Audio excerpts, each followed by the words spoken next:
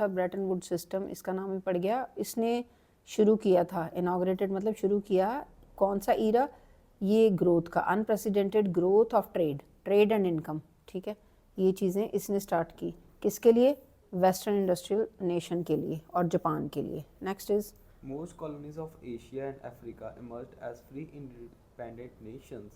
IMF and World Bank designed to meet their functional financial financial needs. needs spread of technology and enterprise. हाँ, ज़्यादा जो colonies Asia की और Africa की, ठीक है, वो फ्री इंडिपेंडेंट नेशन बन गए, ठीक है। उसमें क्या है, आईएमएफ और world bank designed to meet their financially, इन्होंने जो आईएमएफ और वर्ल्ड बैंक ने उनको पैसे दिए, ठीक है, ताकि जो भी उनको चीज़ें चाहिए टेक्नोलॉजी फैलाने के लिए और एंटरप्राइजेस फैलाने के लिए। Newly independent countries faced urgent pressure to lift their population out of poverty, so they organized themselves as G77 to demand a need of NIEO. हाँ,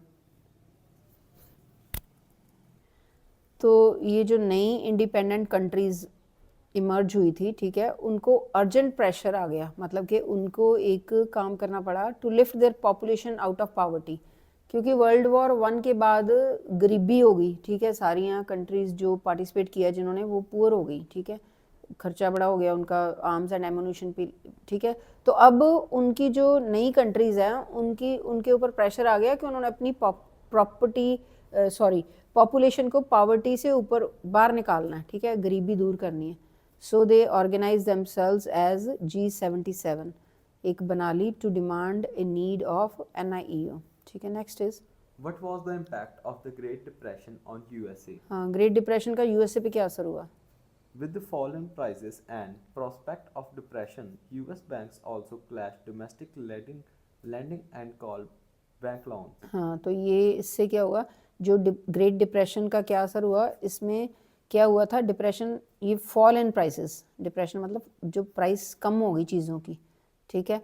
एंड प्रोस्पेक्ट्स ऑफ डिप्रेशन से क्या हुआ, यूएस के bank जो हैं वो domestic lending के ऊपर स्लैश हो गए and called bank back loans. तो इसको बैक लोन्स मतलब कि उन्होंने लोन ले लिए। Then next is Farms were unable to sell their harvest. हाँ, तो फार्म्स जो थे, फार्मर जो थे, अपने जो फार्म्स में जो प्रोडक्शन हुई उनकी जो एग्रीकल्चर की, तो वो सेल नहीं हो रही थी। हार्वेस्ट मतलब जो भी फसलें काट रहे थे वो बिक नहीं रही थी। Faced with falling incomes, many households in the US could not repay what they had borrowed and were forced to give up their homes, cars, and other consumer durables. हाँ, तो ये